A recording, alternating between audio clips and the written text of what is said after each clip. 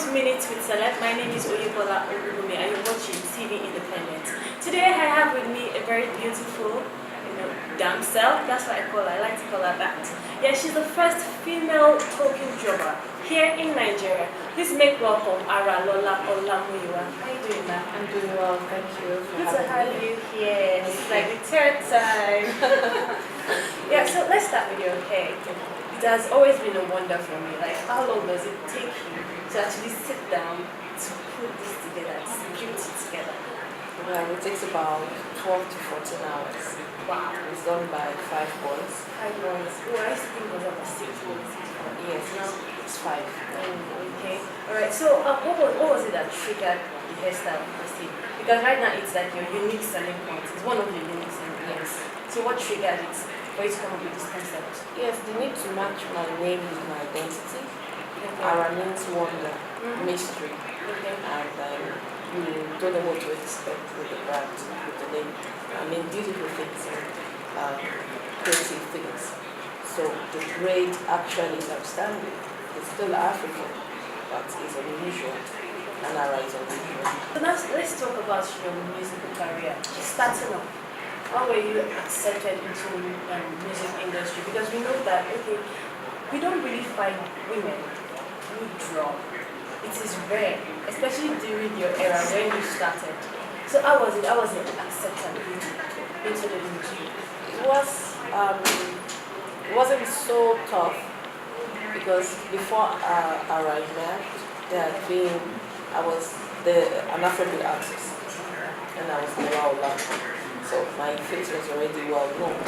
But in terms of playing the talking drum, it was I guess it was an idea which time had come, and at the time that I was ready to showcase my talent to the world and to break these major traditional gems. I was really scared at the time because, of course, there was no female playing the talking drum out there, but I was accepted.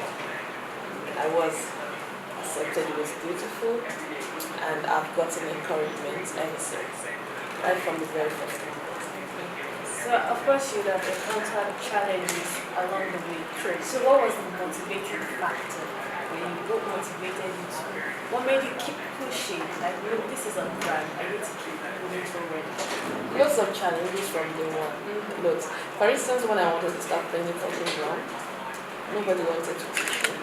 So I had to learn my own way, and I had to teach myself. Over time, getting absorbed into the mainstream, I had to do a few collaborations. Aside drumming, I sing. So I had to go the extra mile of doing things differently. Drummers are known to be backup instrumentalists. Here is the main act being the lead drummer and being the first pioneer female talking drummer. So each time I've had to prove myself. Anyway, for the first few years, even though I was accepted, I still had to prove myself. But over time, the only way what has kept me going is evolving and rebranding, and of course, like my name, ARA. You don't know what to expect. So in a way, I can camouflage my challenges and still get away with a lot of things. They're being creative.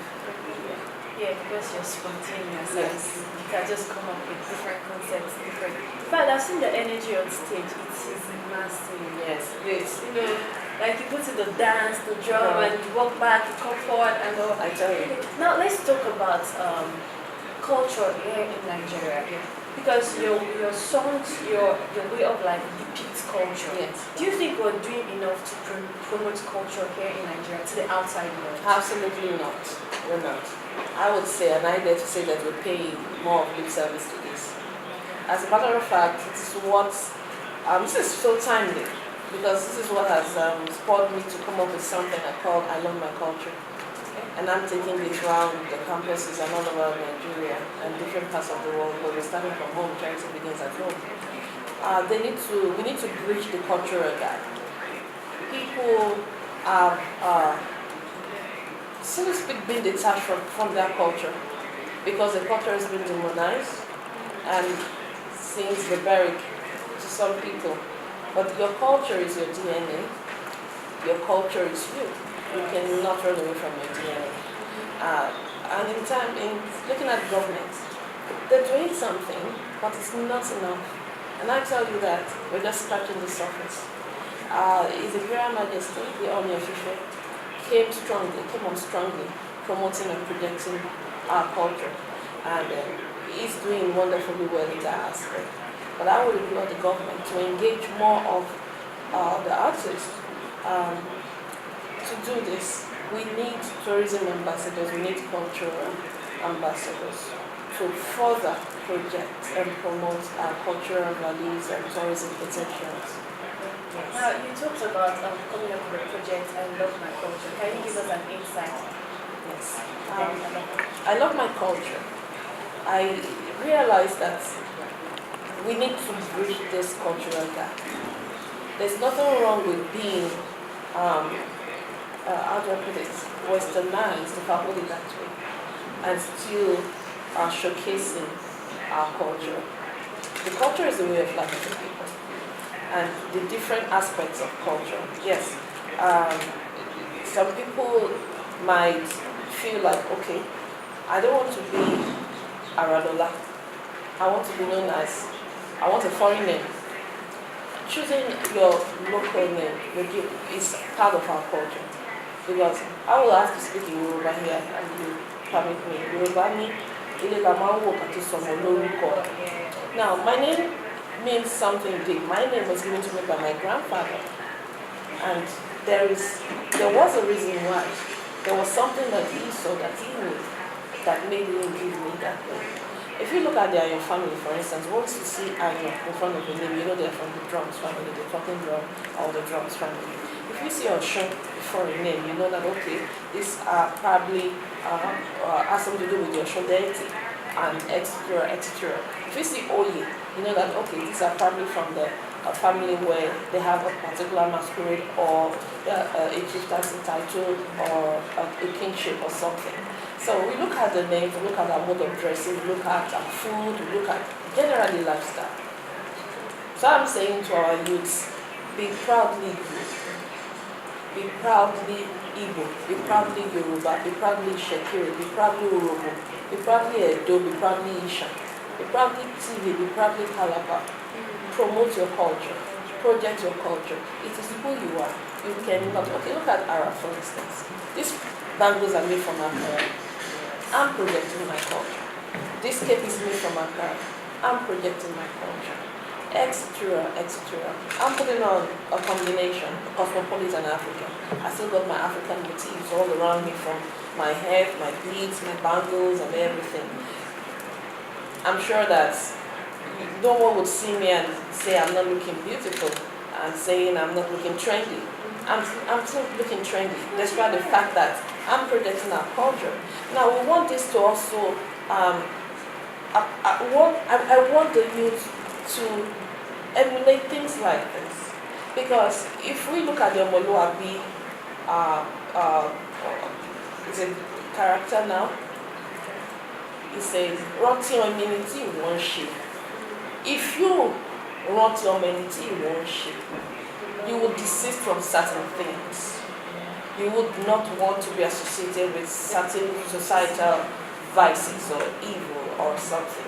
There's a lot of negativity on the rise in the society amongst the youth and people generally. And I want to believe that the neglect of our culture is partly responsible for this. The neglect of our culture and tradition is partly responsible for this. So I want to go around the campuses and say, hey, this is who we are. We are proudly African. We are proudly Nigerian. Let us do this together. So I'm also reaching out to my colleagues in the mainstream, like the Tennies, the Minis, the Davidos, and everyone, saying, okay, we're coming to bust you in your house. We're coming to bust you in the studio with your wiki and your drum, and then tell us what to know about your culture. Tell us what you want the world to know about your culture. Let us tell our story ourselves. Nobody can tell our story for us. Our cultural heritage, we are very rich in terms of that. Well, speaking of other artists, what's your take on artists being signed to an international record label? Do you think it's a very good lead for us as a country? Does it portray us better? Or do you think, yeah, what should we expect from them? Or do you think on the other end, we might not really get how effective they used to be here in Nigeria? I think it's a good thing. It's not the first time it's happening. King Sunny Ade was signed to, I think, Island Records. Tima, the international flutist, was signed, I think, to Polydor. Etc., etc. We've had artists, Fela, we've had artists who were signed, who had international deals, and that didn't stop them from being relevant back home. Asha is signed to, an international record label. Yes, we might not see more of her, but she still represents. She's Asha of Nigeria, and I think it's also spotlighting us in a very good way to the world that is ready to label us some negative names I don't want to gratify by mentioning here. So the most recent one is still Savage, and she's done us, so proud. She's really done well for herself. And I believe that they are our ambassadors. ARA is a cultural ambassador.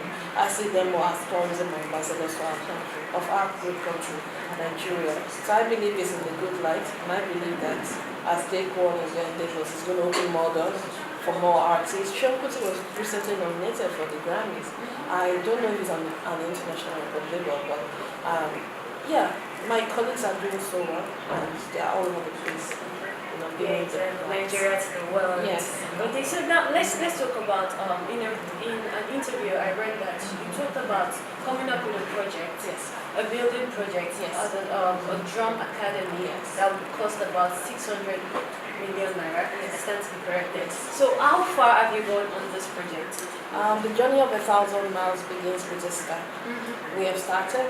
We have spoken to government. I've spoken to my partners in China, who have signified interest in building this with me and other partners in other parts of the world, in Jamaica, etc. We are definitely going to make this happen, because I believe that the world needs to know more about what I do and about what my country represents. Having a talking drum or a drum academy would further add more value to the Drum Institute, and also to the general, GDP of our country, because people definitely would come in to learn. There are different categories, courses, learn how to play, learn how to make the drums, or learn how to make and play the drums. And this will take you a few sessions, weeks, and all of that. So I'm hoping that as we build on it, Yorubanity Shonibata, amount for all. So in the meantime, we're working on this, and it will unfold, it will be revealed. Thank you. Thank you very much. Now, in the lifetime notes, if you are to come back to this life as an animal, which pet or which animal would you prefer to come back? I'll definitely come back as a human. Why? We are animals, yeah, we're animals. Yeah, well, higher animals. higher Now, animals. let's talk about the pets. And why? Okay, thanks. Okay, if you would ask me what pet I love, I would say I love monkeys. But I definitely don't want to come back as a monkey, because some people eat monkeys. So, there's no animal I think I want to come back as, because people eat them. Okay. So let me come back as a human. Thank you. Nice to have you inside. Thank you very much. It's a delight to have you here. Thank you for having me. Alright, so we've come to the end of Minutes in Celeb. Hope you enjoyed. See you next time on the same station.